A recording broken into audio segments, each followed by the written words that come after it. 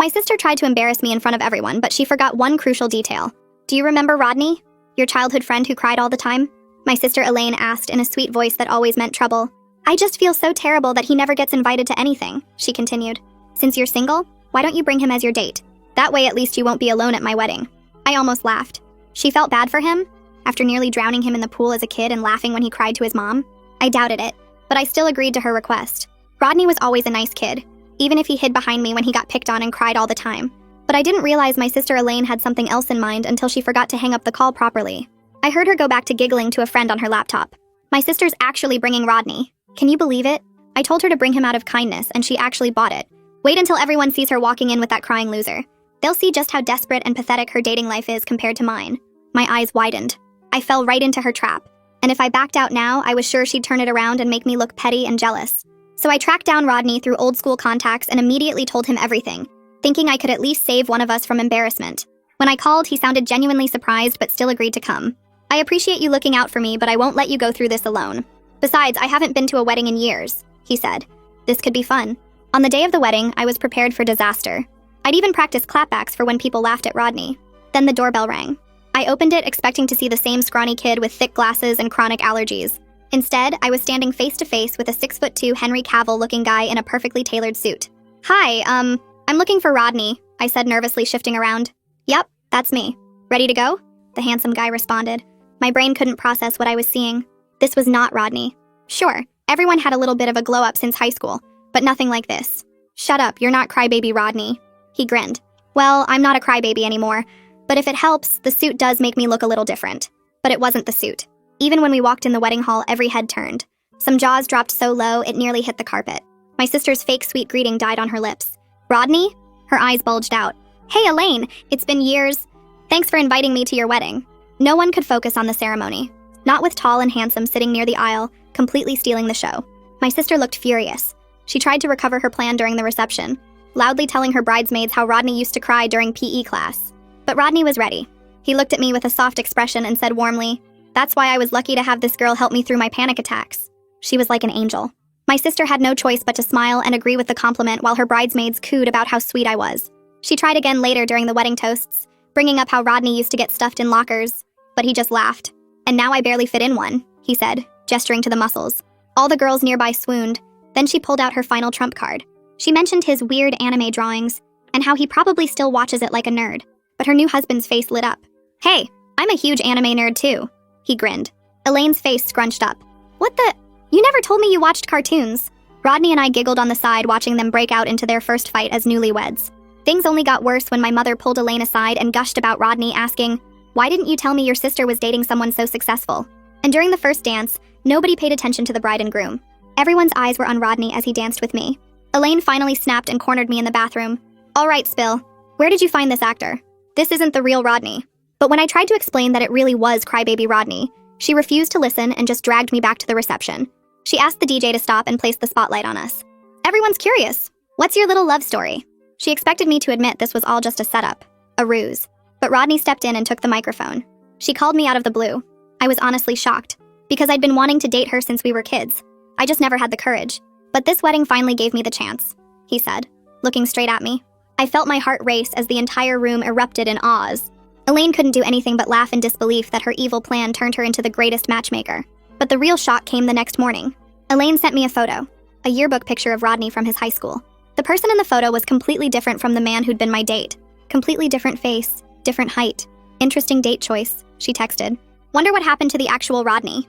I turned to look at the man still sleeping in my bed. If you're not Rodney, who are you? And what happened to Rodney? He gave me this evil smirk. My whole body went cold staring at that smirk. My phone kept buzzing on the nightstand, but I couldn't look away from his face. This man in my bed wasn't Rodney. He never was. My hand started shaking as I grabbed my phone and saw 3 texts from Elaine with a yearbook photo attached. The kid in that photo looked nothing like the guy sitting up in my sheets right now. I forced my voice to stay steady even though my heart was pounding, so hard I could hear it in my ears. Who are you? What's your real name? He stretched like this was a normal morning and gave me this calm smile that made my skin crawl. My name's Carson. I figured you'd realize sooner, honestly. He said it so casually like we were talking about the weather. I stared at him waiting for more of an explanation. He sat up against my headboard looking completely comfortable. I knew Rodney when we were kids. Thought it would be poetic justice to show up as him at your sister's wedding after how she treated us back then. His explanation sounded practiced, like he'd rehearsed it, but something felt off about the whole thing. My brain kept screaming at me to get him out of my apartment right now. I pulled the blanket tighter around myself and stood up. You need to leave. Right now. My voice came out firmer than I expected, but my hands were still shaking. Carson didn't move fast. He took his time getting out of bed and finding his clothes from last night. The whole time he kept talking about how real our connection felt, and how I was overreacting to something that didn't really matter. He pulled on his shirt slowly like he had all the time in the world. We had fun, right? Does it really matter what name I used? I wanted to scream at him, but I just pointed at my door. Get out. Now. He finally left, but not before giving me this look like I was being unreasonable. The second my door closed, I locked it and checked it twice. Then I grabbed my phone and called Maya because I needed someone to tell me I wasn't crazy for feeling scared and violated right now. She picked up on the second ring, and I barely got the words out before I started crying. She told me to stay put and she'd be there in 20 minutes. I sat on my couch staring at my door until I heard her knock. Maya came in with 2 coffees and her laptop already open. She sat next to me and put her arm around my shoulders. Okay, tell me everything from the beginning. We started going through every single interaction I'd had with Rodney from the first message to last night. Maya pulled up the Instagram account that had messaged me about the wedding. The account was created 3 weeks before Elaine's wedding. Only 3 weeks. The profile photo was blurry enough that I couldn't really see his face clearly. I should have noticed that. Maya squeezed my hand. You were trying to be kind. That's not your fault. I pulled up the yearbook photo Elaine sent me and put it next to the wedding photos on my phone. The differences were so obvious now that I was actually looking. Real Rodney had a rounder face and was way shorter, maybe 5'7". He had different features completely. The man who left my apartment this morning was 6'2" and looked nothing like childhood Rodney. How did I miss this? Maya asked me the hard question then. Did anything happen last night that you didn't consent to? I had to sit with that for a minute. I consented to everything we did, but I consented thinking he was someone else. The violation felt complicated in a way I couldn't put into words yet. Maya nodded like she understood, even though I barely understood it myself. We need to find the real Rodney. Prove that Carson isn't him. Maya opened her laptop and started searching. I tried to remember specific things about childhood Rodney that only he would know. He had a birthmark on his left arm. He was scared of dogs after one chased him in 3rd grade. He collected Pokemon cards and kept them in a blue binder. Maya typed while I talked. She pulled up Facebook first, but there were too many people with that name. Then she tried LinkedIn and filtered by our hometown. There. A profile for a Rodney matching our age range. Works in IT for a company in Portland. His profile photo showed a man who looked exactly like the yearbook picture, just older. 15 years older, but definitely the same person. Round face, shorter build, glasses. Nothing like Carson. My hands started shaking again as I stared at that photo. I was completely deceived. And I let it happen so easily. Maya grabbed my laptop and opened a new tab. We need to secure everything right now. She pulled up my email account and started walking me through password changes. I typed in new passwords for my email, my bank accounts, my social media, even my Netflix because I couldn't remember what Carson might have seen when he was in my apartment. Maya made me write each new password in a notebook and hide it in my desk drawer. She pulled out her phone and looked up how to change apartment door codes online. I followed the instructions, my fingers shaking as I entered the new 6-digit combination into the keypad by my front door. The beep confirming the change felt like the first actual thing I'd done to protect myself since Carson walked out this morning. But even as we worked through the security checklist, my brain kept replaying moments from the wedding. How he knew exactly what to say to counter Elaine's attacks. How he touched my arm when we danced. How he looked at me during that microphone speech like he actually cared. Every memory felt contaminated now. Maya squeezed my shoulder. You couldn't have known. He planned this. I picked up my phone to call Elaine. Maya raised her eyebrows but didn't stop me. Elaine answered on the second ring. I told her everything in one rushed explanation.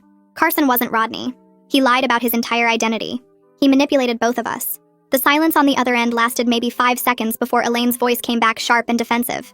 Okay, so you brought some random guy to my wedding and now you're trying to make it my fault? I felt my jaw clench. You set me up to be humiliated. You wanted everyone to laugh at me for bringing the crybaby kid.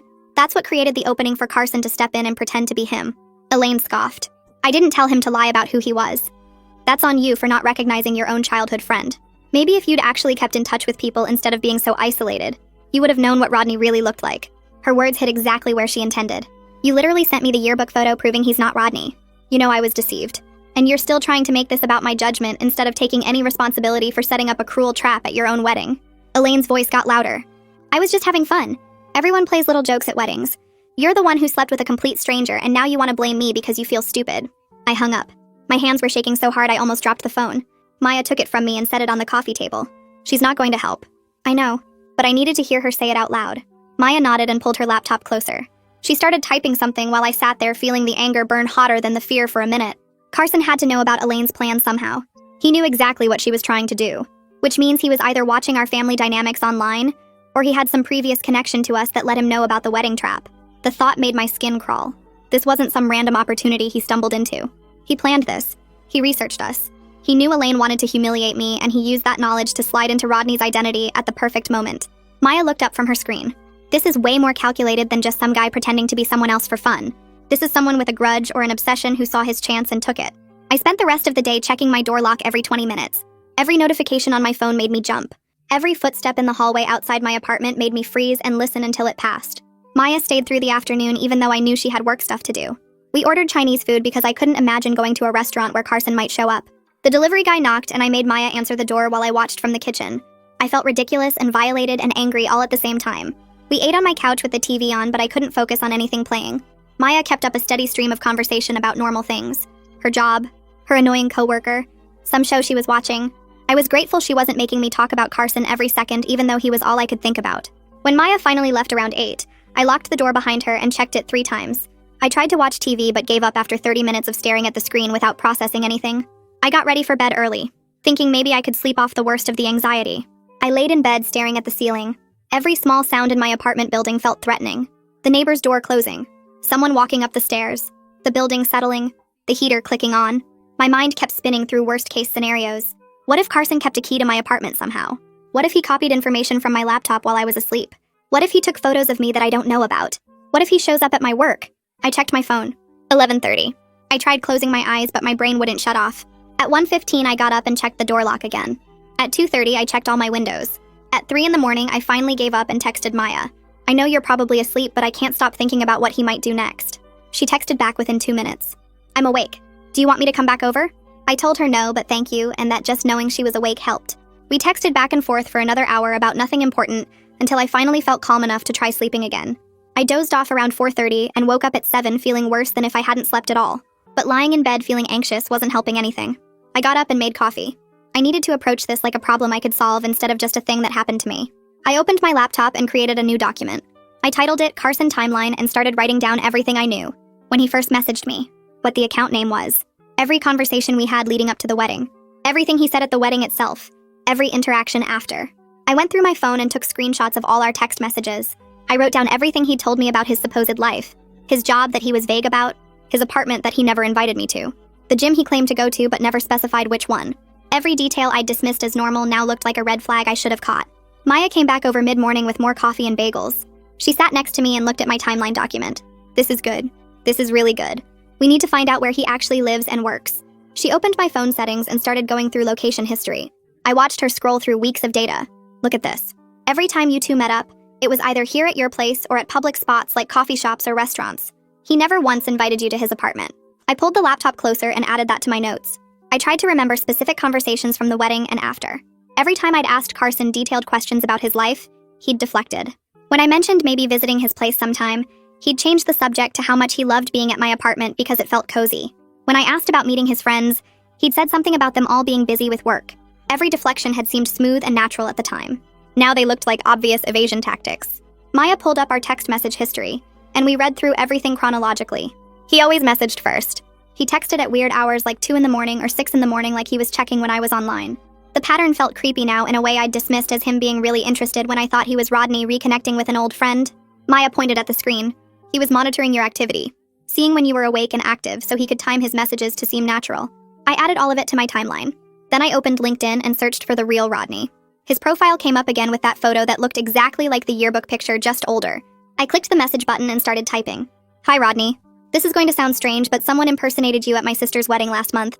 I'm trying to verify some information and wanted to confirm that you weren't at a wedding in our hometown recently. I kept it short and factual. I didn't want to sound crazy or accusatory. I just needed confirmation that Carson definitely wasn't somehow the real Rodney with a different past than I remembered. I hit send and closed the laptop. Maya looked at me. Now what? Now we wait and see if he responds. And I figure out what to do next if he confirms that he wasn't there. Maya closed her laptop and looked at me with that serious expression she gets when she's about to say something I won't want to hear. She suggested I think about hiring a private investigator to find out who Carson really is and whether I'm actually in danger. The idea made my stomach hurt because I'm already barely making rent, and my savings account is basically empty. But the thought of not knowing who this person is or what he wants felt way more dangerous than being broke for a few months. Maya must have seen the panic on my face because she immediately pulled out her phone and started searching for investigators in our area. I watched her scroll through websites while my brain kept circling back to the fact that I slept with someone whose real name I don't even know. After about 20 minutes, Maya found a website for someone named Tanner Barron, who focused on digital investigations and identity verification. His rates were listed right on the site, and they were steep. Like really steep. But not completely impossible if I cut back on everything else for a while. Maya looked at the consultation fee and offered to split it with me as a loan, which made me want to cry because I hate borrowing money, but I also couldn't do this alone. I nodded, and she immediately called to set up an appointment for that evening. While we waited for Tanner's office to call back with a time, my phone buzzed with a text from Carson. My whole body went cold when I saw his name on the screen. Maya grabbed my phone before I could and read the message out loud. Carson was asking if I was okay and saying he wanted to talk through what happened, using the same warm and caring tone he'd used throughout the entire wedding and after. He wrote like we'd had some minor fight about where to eat dinner, not like he'd lied about his entire identity and tricked me into sleeping with him. I felt my skin crawl reading his words because he was acting like I was overreacting to something small instead of being completely violated by his deception. Maya handed my phone back and told me not to respond under any circumstances.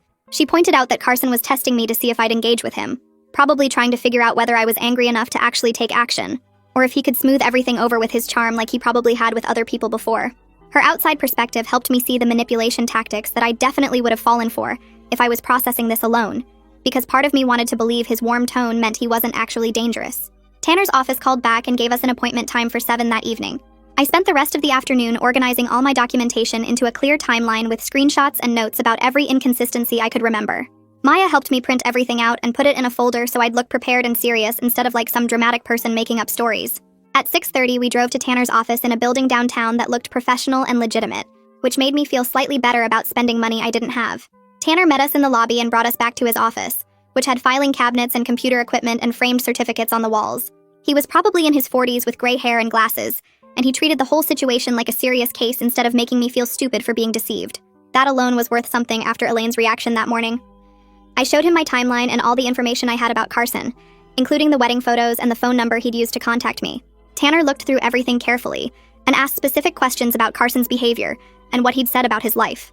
He explained that he'd start with something called open source intelligence gathering, which meant using the photos from the wedding and the phone number and any other digital footprints to identify who Carson actually is.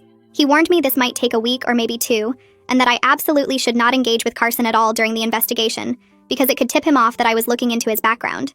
I asked Tanner if this kind of situation happens often, because I felt so stupid for not seeing through Carson's lies. Tanner told me that identity deception in dating contexts happens way more than people realize, usually for financial scams, but sometimes for revenge, or because someone is obsessed with another person. Hearing that I wasn't uniquely foolish helped a little bit, though I still felt angry at myself for ignoring all the signs that were probably obvious now that I looked back. Maya and I left Tanner's office around 8 and went back to my apartment. Over the next few days, Carson kept sending occasional texts that switched between friendly check-ins, asking how my day was, and slightly wounded messages about me ghosting him after we'd had such a great connection. I saved every single message exactly like Tanner told me to, but I didn't respond to any of them, even though part of me really wanted to confront him directly about all his lies and ask him what he thought he was doing. On the 3rd day after I'd sent my LinkedIn message to Real Rodney, he finally responded. My hands were shaking when I opened the message because I knew this would confirm everything one way or another. Rodney wrote that he was really confused because he definitely wasn't at any wedding, and he hasn't been back to our hometown in 5 years since his parents moved to Arizona. He included a current photo of himself that showed a guy who looked exactly like the yearbook picture, just aged up about 15 years, with the same round face and features that were completely different from Carson's. Seeing that photo made everything real in a way that hurt my chest, because now I had definite proof that Carson was an imposter using Rodney's childhood identity. I messaged Rodney back right away explaining the full situation about my sister's wedding, and how someone showed up claiming to be him. Rodney responded within an hour saying he was shocked and really sympathetic about what happened to me. He said he vaguely remembered some guy named Carson from elementary school, who hung around the edges of their friend group, and seemed kind of obsessed with fitting in. Rodney offered to do a phone call if it would help me understand the situation better, which felt like the first genuinely kind thing someone had done without any hidden motive since this whole mess started. I scheduled the call with Rodney for that same evening because waiting felt impossible when every minute without answers made my skin crawl. When my phone rang at 7, I answered on the first ring and heard his voice, which sounded nothing like Carson's deeper tone. Rodney started by saying he'd been thinking about Carson all afternoon and remembered more details now that his memory was jogging. He told me Carson was this kid who hung around their friend group in elementary school, but never quite fit in, always trying too hard to be funny or cool in ways that felt forced. Rodney said Carson got weirdly fixated on people, like he'd pick someone and try to copy everything they did or said, almost like he was studying them. He moved away in middle school, so he lost touch with everyone from back then, but he remembered Carson had this strange habit of blaming other kids when social stuff went wrong for him. Like if Carson didn't get invited to a birthday party, He'd convince himself it was because Rodney or someone else had talked badly about him, even when that wasn't true at all. Rodney's voice got quieter when he said Carson seemed to think Rodney was somehow responsible for Carson not being popular, which made no sense because Rodney was getting bullied himself back then. Then Rodney brought up something that made my stomach drop even further. He said Elaine and her friends were cruel to lots of kids. Not just him, and Carson was definitely one of their targets too. Rodney remembered Carson trying to get revenge once by spreading rumors about Elaine and her clique, but it backfired completely and made things way worse for him. The other kids started avoiding Carson even more after that, and Elaine's group made his life miserable for the rest of that school year. Rodney paused and then said something that made everything click into place. He told me it seemed like Carson had been nursing these grudges for over 15 years, just waiting for the right moment to act on them. The wedding must have looked like the perfect opportunity to get back at Elaine, while also inserting himself into a situation where he could feel important and desired. I thanked Rodney for being so honest and helpful when he didn't have to be. Then I asked if he'd be willing to provide a written statement confirming he wasn't at the wedding, in case I needed it for legal stuff. Rodney agreed right away but asked me to please keep him out of any public drama, because he had his own life now and didn't want to get dragged into whatever mess Carson had created. I completely understood that request since Rodney was just an innocent person, whose identity got stolen for someone else's twisted scheme. After we hung up, I sat there feeling like puzzle pieces were finally coming together, even though the picture they formed was really disturbing. 2 days passed where I barely slept, jumping at every sound and checking my locks obsessively. Then Tanner called with his first report, and I grabbed my phone so fast I almost dropped it. He told me he'd traced the phone number Carson used back to a prepaid account bought with cash, so there was no direct name attached to it. But the metadata from the wedding photos I'd sent him told a different story. Those photos were taken with a device registered to someone named C. Ayers, and Tanner was running that name through every database he had access to right now. He said he'd have a full profile for me within a few days, and hearing the certainty in his voice made everything feel more real. I felt this weird mix of validation and dread spreading through my chest. Validation because Tanner was finding actual concrete information that proved I wasn't overreacting or imagining things. But dread because it meant this whole situation was real and serious, not just some misunderstanding I could laugh off later. Maya came over that evening without me even asking, showing up at my door with cleaning supplies and garbage bags. We spent 3 hours going through my entire apartment, removing anything Carson might have touched. Every cup he drank from went in the trash. The towel he used got thrown out. We stripped my bed and washed everything twice, and Maya helped me wipe down every surface in my bedroom. It felt both practical and symbolic, like we were erasing his presence from my space even though I knew the violation went deeper than physical objects. While we worked, my phone buzzed with a new text from Carson. This one was longer than his previous messages, saying he missed me and really wanted to take me to dinner to clear the air. Then he named a specific restaurant, this little Italian place I'd mentioned liking once in passing during the wedding reception. The fact that he remembered that detail while lying about literally everything else made me feel surveilled in a way I couldn't quite explain. It was like he'd been collecting information about me, filing away my preferences and habits, all while pretending to be someone he wasn't. Maya read the message over my shoulder and said it was creepy as hell that he was tracking what I liked while maintaining this massive deception. I saved the text like Tanner told me to, but didn't respond, even though my hands were shaking. 2 days later, Tanner sent his full report on Carson Ayers, and opening that email felt like standing at the edge of a cliff. The report was worse than anything I'd imagined in my worst spiraling thoughts at 3 a.m. Carson had a criminal record that included a misdemeanor fraud conviction from 3 years ago. But what really made my blood run cold was the restraining order filed against him by an ex in another county just 18 months ago. I read through the case summary 3 times, and each time it felt more like reading about my own experience. The woman described Carson lying about his identity when they first met. She talked about his love-bombing behavior, showering her with attention and affection. She explained how he refused to accept when she ended things, continuing to contact her through different numbers and accounts. And she detailed his veiled threats about ruining her reputation if she didn't give him another chance. Every single thing she described matched what was happening to me right now. Reading her words made me feel physically sick, because I realized I wasn't his first victim. I was just the latest person in what was clearly a pattern of predatory behavior. And unless someone actually stopped him, I probably wouldn't be his last victim either. I printed out the entire report with shaking hands and grabbed my keys. Maya asked where I was going, and I told her I was taking everything to the police station because I couldn't just sit here knowing what Carson was capable of. I felt scared and completely exhausted, but I was also determined not to let this go. The desk officer at the police station listened to my brief explanation and directed me to Detective Stuart Gregory, who handled cases involving stalking and identity-based crimes. Gregory's office was small and cluttered with file folders, but his desk had photos of kids who I assumed were his, which somehow made me feel slightly safer. He read through Tanner's report carefully, taking his time with each page, and then started asking me detailed questions about everything Carson had said and done. What exactly did he claim about his identity? When did I first realize he was lying? Had he asked for money or access to my accounts? Did he ever explicitly threaten me? Gregory was professional and took me seriously, which was a relief after Elaine's dismissive reaction. But then he explained something that made my stomach sink. He said that unless Carson had made explicit threats, or actually stolen money from me, Pursuing criminal charges was going to be really difficult. I wanted to scream or throw something, but I just sat there staring at the detective's desk while he explained my actual options. Gregory pulled out a form and said I could file for a restraining order in civil court, which wouldn't put Carson in jail, but would legally require him to stay away from me. He told me to save every text, every call, every social media message because documentation would be crucial if Carson violated the order. Then he gave me practical safety advice that made everything feel more real and scary. He said I should change up my daily routines so Carson couldn't predict where I'd be, that I should always be aware of my surroundings, especially in parking lots, and when entering my apartment, and that I should trust my gut if something felt wrong. The way Gregory talked about it made it clear he'd seen situations like mine before, and that some of them had ended badly. I thanked him for his time and walked out of the station feeling like I had a plan, even if it wasn't the justice I wanted. Maya was waiting in her car, and when I got in, she immediately asked what happened.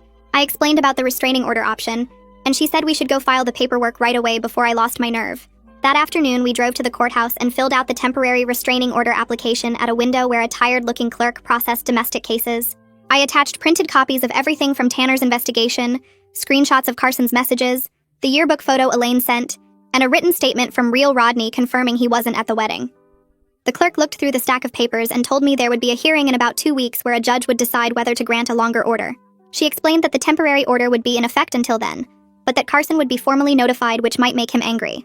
Maya squeezed my hand while the clerk stamped the forms, and I tried not to think about what Carson would do when he found out. We grabbed coffee after, and Maya made me promise to call her if anything weird happened. Then she drove me home because I was too shaky to drive myself. That night, I was getting ready for bed when my phone rang with Carson's number. I stared at it buzzing on my nightstand and didn't answer, letting it go to voicemail while my heart pounded. A minute later, the voicemail notification popped up and I almost deleted it without listening, but I remembered Gregory said to document everything. I put the phone on speaker and played the message. Carson's voice sounded hurt and confused, asking why I was avoiding him, and saying he thought we had something special. He said he didn't understand what changed and that he just wanted to talk things through like adults. His tone was so convincing and wounded that for a second I actually felt guilty, like maybe I was overreacting to everything. Then I remembered the yearbook photo showing a completely different person, the criminal record Tanner found, the restraining order from his ex describing the exact same behavior, and I felt sick that I almost fell for his act again. I saved the voicemail and forwarded it to Detective Gregory's email address like he told me to do. The next morning, Gregory replied confirming that Carson's pattern of ignoring my silence and continuing to contact me would support the restraining order application. He said that each message Carson sent was actually helping my case even though it felt invasive and scary. Knowing that Carson was basically building evidence against himself with every text made me feel slightly less powerless, though I still jumped every time my phone buzzed with a new notification. I was trying to focus on work emails when Elaine called 2 days later. I almost didn't answer, but I knew she'd just keep calling, so I picked up. She asked if I was over my drama yet in this breezy tone like I'd been upset about nothing, then said Mom was asking questions about why I wasn't coming to family dinners. Something inside me snapped hearing her act like this was all some minor inconvenience I was causing. I told her clearly that she set me up to be humiliated at her wedding, that her cruel plan created the exact opening Carson needed to deceive me, and that I wasn't going to pretend everything was fine anymore, just to make family gatherings comfortable for her. Elaine immediately got defensive, saying she had no idea Carson would pretend to be Rodney, and that I couldn't blame her for his choices. I felt my jaw clench because technically she was right that she didn't know about Carson specifically, but she completely missed the point that her cruelty enabled the whole situation. I told her I needed space from her, and that I wasn't going to discuss it further right now. She started to say something about me being dramatic, but I hung up before she could guilt-trip me into backing down like I always did. My hands were shaking after I ended the call because I'd never stood up to Elaine like that before. Maya came over that evening, and I told her about the conversation while we ate takeout on my couch. She pointed out that I'd never set real boundaries with Elaine in my entire life, and that what I did was actually progress, even though it felt uncomfortable and scary. We talked about how my lifelong pattern of keeping peace in my family had made me vulnerable to Carson's manipulation, because I was so used to ignoring red flags to maintain relationships. Maya said that learning to recognize when someone was treating me badly, and actually doing something about it, was a skill I'd been prevented from developing. Over the next week, Carson's messages shifted in tone from confused and hurt to slightly more aggressive. He sent texts asking why I was playing games with him and saying he deserved an explanation for my behavior. I didn't respond to any of them, but I saved every single one, and the tone change confirmed exactly what Detective Gregory had warned me about. Men like Carson escalated when they lost control over a situation, and Carson was clearly getting frustrated that his usual tactics weren't working. Each message felt a little more demanding and a little less friendly. Then Tanner called with new information he'd found by tracing utility records to Carson's current address. He said Carson was on probation for the previous fraud conviction, which meant any new criminal behavior could result in actual jail time. I felt a surge of hope hearing that because it seemed like real leverage. But when I mentioned it to Detective Gregory, he cautioned me not to confront Carson directly with the information. He said that could be seen as threatening and might hurt my restraining order case. The day before the hearing, Carson sent a message that made my blood go cold. He said he knew I'd been investigating him and that I should be careful about making accusations I couldn't prove. The threat was clear even though he didn't say anything explicitly violent. I screenshot the message immediately with shaking hands and forwarded it to both Detective Gregory and the lawyer Tanner had recommended for a consultation. The lawyer replied within an hour saying this message significantly strengthened my case and that I should bring printed copies to the hearing tomorrow. I barely slept that night knowing I'd have to face Carson in court the next day. Morning. I walked into the courthouse with printed copies of every message Carson had sent, my hands shaking as I went through security. The hearing lasted 40 minutes, and the judge granted the restraining order without much debate after reviewing all the evidence Tanner had gathered. Walking out of that courthouse felt like the first real step toward safety, but I knew a legal document wouldn't magically fix the damage Carson had caused or make me trust people again overnight. Maya recommended I talk to someone who specialized in this kind of situation, so 2 weeks after the hearing, I started seeing Jacinta Liu, a therapist whose website mentioned trauma and boundary work. The first session felt awkward because I kept downplaying what happened, calling it a misunderstanding or saying it wasn't that bad compared to what other people go through.